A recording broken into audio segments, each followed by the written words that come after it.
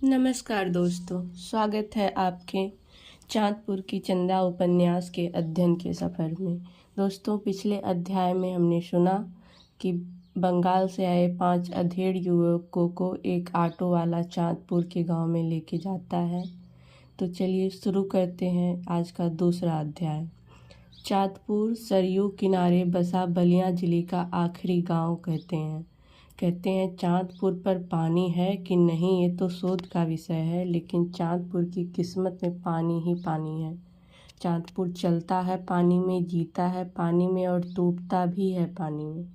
सालों से आ रही विनाशकारी बाढ़ ने इसके इतिहास भूगोल से कई बार छेड़छाड़ किया है, लेकिन बूढ़े हो रहे लेखपालों के कागजों में और दिन भर बीपी शुगर की दवाई खा रहे बाढ़ नियंत्रण अधिकारियों की आंखों में चाँदपुर की ग्राम सभा एक है, जनपद एक और प्रदेश एक। इस गांव में अधिकतर लोग किसान हैं, कुछ फौजी जवान, करीब 4 मास्टर, 2 क्लर्क, 4 बुद्धिजीवी, 3 क्रांतिकारी, 2 प्रेमी, 1 कवि और 1 अनगिनत नेता। गांव में प्रवेश करते ही सड़क टूटनी शुरू हो जाती है। सड़क में अपने आप पैदा हो गए गड्ढे भारतीय भ्रष्टाचार की गहराई का आलंकारिक वर्णन करते हुए बताते हैं कि इस देश में ड्राइविंग लाइसेंस लेने से आसान ठेकेदारी का लाइसेंस लेना और खैनी बनाने से आसान सड़क बनाना है। लगभग 100 मीटर इसी अंदाज में सीधे चलने के बाद नवीन विद्युतीकरण का एक शंखनाद करता एक खंभा दिखता है। खंभे पर क्षेत्र के छोटे बड़े नाटे मझोले नेताओं के पोस्टर जोंक की तरह चिपके हुए हैं। एक मिनट बिजली के खंभे और दूसरे मिनट इन पोस्टरों को देखने के बाद यकीन हो जाता है कि खंभे के तार में बिजली दौड़े या ना दौड़े, गांव की रंगों में राजनीति की बिजली बड़ी तेजी से दौड़ रही है। और विद्युत ऊर्जा पैदा करने में भले हम फिसड्डी हों, लेकिन राजनीतिक ऊर्जा पैदा करने में हम अभी भी पहले स्थान पर हैं।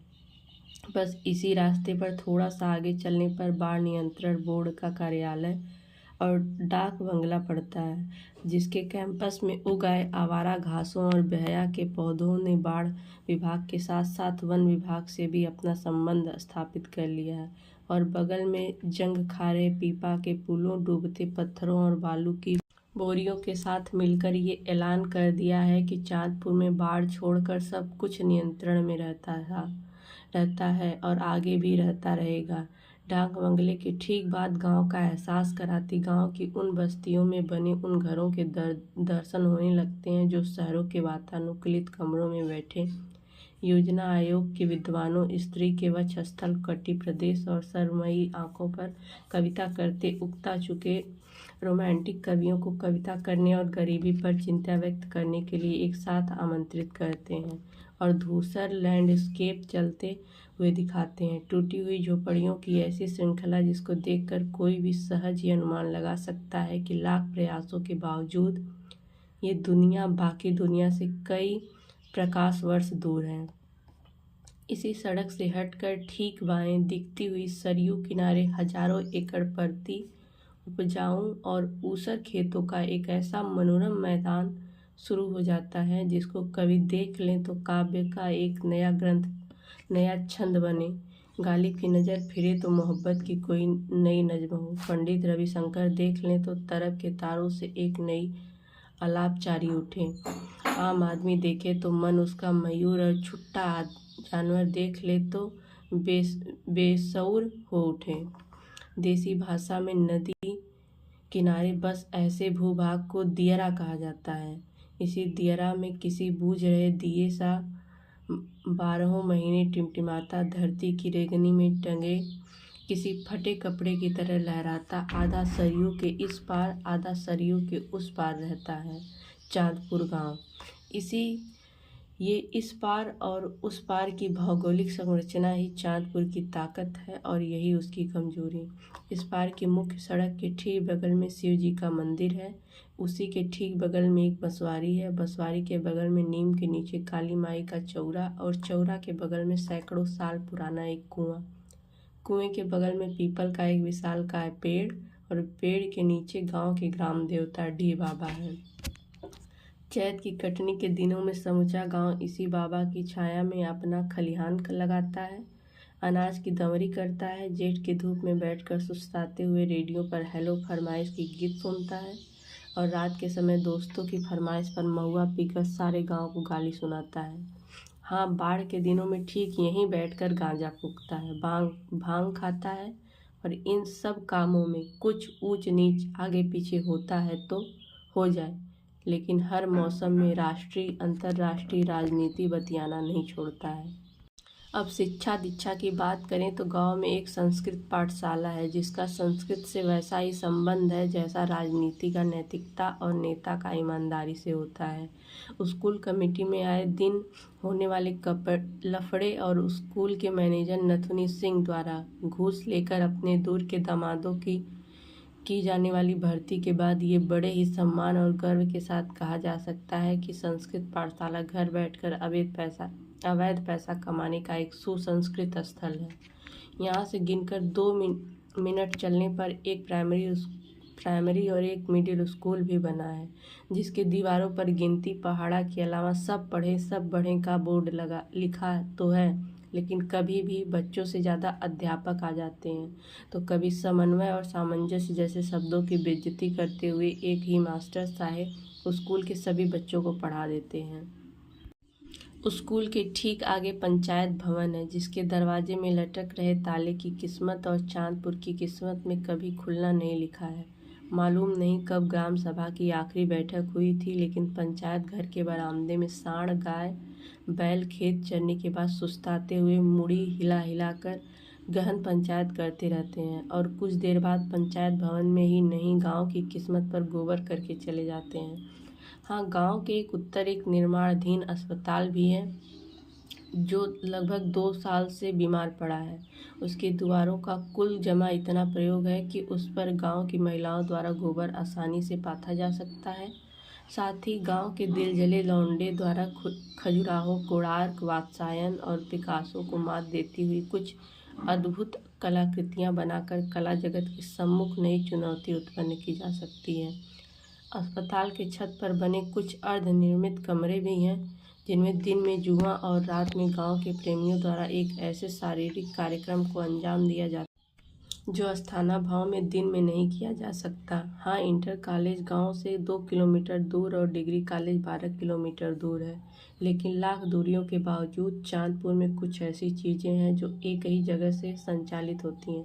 जी हाँ, एक ही जगह से। बस उसी जगह ऑटो वाले ने ब्रेक मारकर पान थूक दिया और बड़े जोर से कहा, लो दादा, आ गया चांदपुर।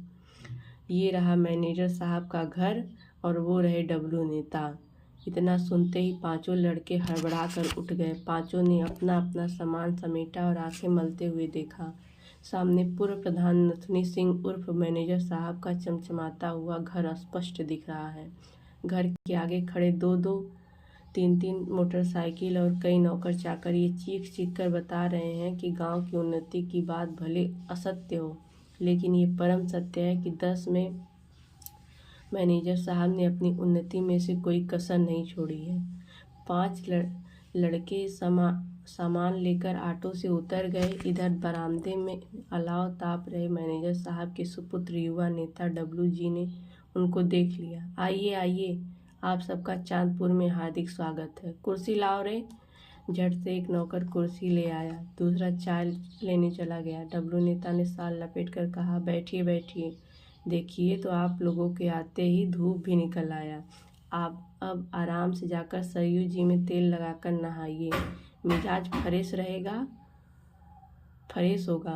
कार्य वित्तन ने डब्लू जी का पैर छूते हुए सिर हिलाया। हाँ भैया, कहेंगे तो स्नान के बाद चांदपुर के उस पार भी घुमा देंगे। डब्लू नेता ने मना किया। ना ना, अभी जिस काम के लिए आए हैं उसको कर लेने दो। जानते हो ना कि काम कितना रिस्की हो गया है।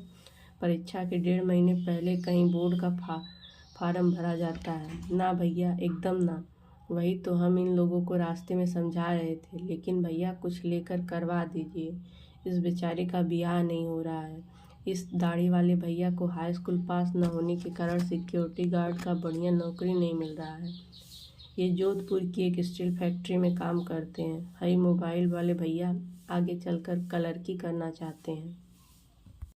बित्तन की इस घनघोर पैरवी को सुनकर पांचों लड़कों के हाथ श्रद्धा से जुड़ गए। जी भैया, हम लोगों ने तो हाई स्कूल इंटर में लगातार फेल होने के बाद पढ़ाई ही छोड़ दिया था, अब आपका ही आसरा है। डब्लू नेता ने इस विनम्रता और अपनी तारीफ को अस्वीकार करके कहा, मनोहर जी, इन लोगों का काम आज देख लीजिए, इनको कल जाना भी है। जी भैया। पांचों लड़कों ने मनोहर मास्टर के पैर छूकर झट से प्रणाम किया। मनोहर मास्टर बातें करने में मशगूल हो गए। इधर ऑटो वाला बित्तन भी डब्लू नेता से इसी महीने होने वाली चांदपुर की सरस्वती पूजा के बारे में बतियाने लगा। उधर मैनेजर साहब ईशान कोण पर बने अपने पूजा घर में पूजा करने में व्यस्त थे और पूजा खत्म होने में अभी समय था, लेकिन बांध पर घर होने के कारण राहगीरों ने इन लड़कों को हुलिया देखकर सारा मामला समझ लिया और चंद मिनट के भीतर ये हल्ला कर दिया कि बोर्ड की परीक्षा से 1 महीने पहले हाई स्कूल और इंटरमीडिएट के फॉर्म भरने बंगाल, झारखंड और आसाम से कई लड़के चांदपुर आए हैं। मैनेजर साहब को ये स्थिति समझते देर न लगी। उन्होंने मनोहर मास्टर को बुलाकर कहा, मनोहर जी, इन लोगों का काम करके जल्दी से ट्रेन पकड़ा दीजिए। बात जिला विद्यालय निरीक्षक तक गई तो दिक्कत होगी और उनसे साफ साफ कह दीजिए कि परीक्षा शुरू होने के 3 दिन पहले हमें कुल पेमेंट चाहिए। 40,000 से 40 रुपया भी कम नहीं होगा। ये बनिया की दुकान नहीं है कि उधार खाता चलेगा। इस साल परीक्षा सेंटर लेने में ही कई लाख रुपया लग गया है। जी ठीक है। और सुनिए, आज जाकर क्लास लीजिए और सभी विद्यार्थियों से कहिए कि बोर्ड परीक्षा की तैयारी शुरू कर दें। कल शाम तक परीक्षा का फाइनल डेट आ जाएगा। इस आदेश को सर आंखों पर उठाकर मनोहर मास्टर ने लड़कों का सारा जरूरी कागज जमा किया और 10 मिनट बाद अपनी साइकिल पर सवार होकर सीधे इंटर कॉलेज का रुख कर लिए। थोड़ी दूर बढ़ते ही खेदन की टी स्टॉल पर उनका एक सवाल से सामना हुआ। माठ साहब, बड़ा सवेरे सवेरे भाग रहे हैं, तनख्वाह मिल गया क्या? मनोहर मास्टर इस सवाल को हमेशा की तरह नज़रअंदाज करके जेठ के खेत में जूते हुए बैल की तरह सीधे चलने लगे। अचानक उनके सामने एक साइकिल वाले ने ब्रेक मार दिया। मनोहर मास्टर चौंक गए। उनके मुंह से निकला, अरे राकेश, तुम ये कैसा हुलिया बना लिए हो जी? माठ साहब प्रणाम। अरे बस करो, जाड़ा पाला में ज़्यादा मेहनत ना करो। कहाँ सुबह सुबह झांझा मेल की तरह भाग रहे हो? सर, जा रहे हो उस आवारा को उठाने। सुना है कि आज आप क्लास लेने वाले हैं। मनोहर मास्टर मुस्कुराने लगे। बिल्कुल ठीक सुना है। कल बोर्ड एग्जाम का फाइनल डेट आ रहा है। सभी विद्यार्थियों को आज एक विशेष सूचना भी मिलने वाली है।